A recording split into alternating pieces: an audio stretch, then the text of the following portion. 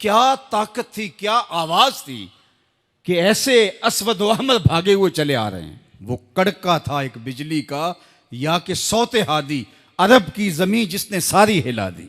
और जमाने ने देखा आज 7 अरब की आबादी में 1 अरब 70 करोड़ के करीब मुसलमान हैं। जापान में सबसे तेजी से फैलने वाला मजहब इस्लाम है। यूरोप में सबसे तेजी से फैलने वाला मजहब इस्लाम है।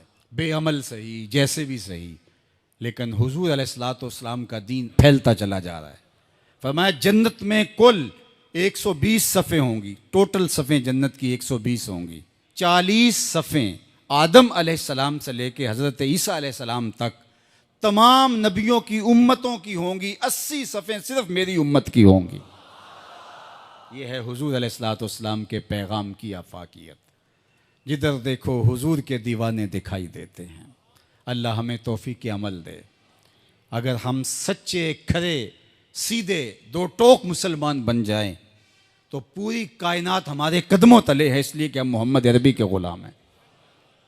हुजूर की वजह से कुफर मिटा और हुजूर की जिम्मेदारियों में शामिल इस्लाम का गलबा करना। हुवल्लज़ी अरसला रसूलहु बिल हुदा व दीनिल हक़ लियुज़हिरहु अलद्दीन कुल्लिह।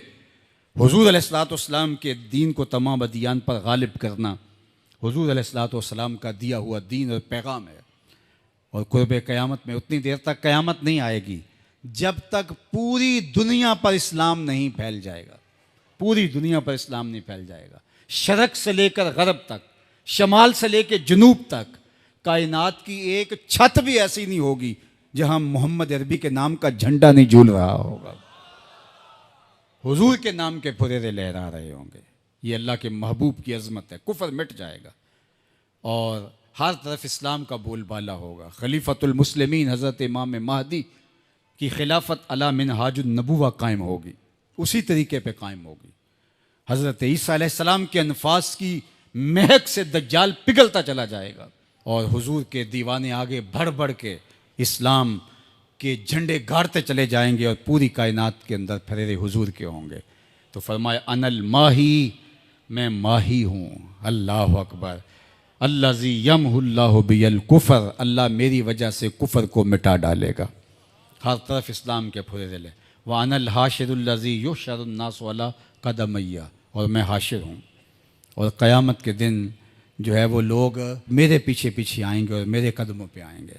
फरमाया सबसे पहले मेरी कब्र कुशादा होगी और फिर अबू बकर की कब्र, फिर हज़रत उमर की कब्र। दाएं हाथ में अबू बकर का हाथ होगा, बाएं हाथ में उमर का हाथ होगा। हा काज़ा नुबास यौमल क़यामा, फरमाया क़यामत के दिन हम कब्रों से ऐसे ही उठेंगे। अल्लाह अकबर। क्या शान होगी, क्या अज़मत होगी, क्या रिफ़तों के फुरेरे होंगे। और फिर हुजूर हशर में आएंगे। अल्लाह अकबर। फिर हशर में हुजूर का आना और फिर लोगों की पनाह बनना, लोगों के लिए अमान बनना।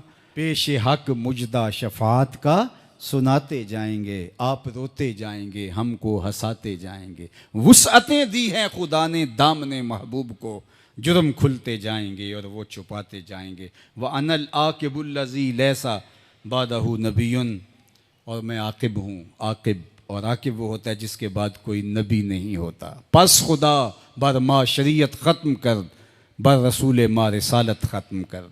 अल्लाह ने हुजूर के बाद नबूवत का दरवाज़ा बंद कर दिया। अब किसी नबी के आने की ज़रूरत नहीं। तमाम अम्बिया की सफ़ात के जामे हुजूर अलैहिस्सलाम की ज़ात सतूदा सिफ़ात हैं।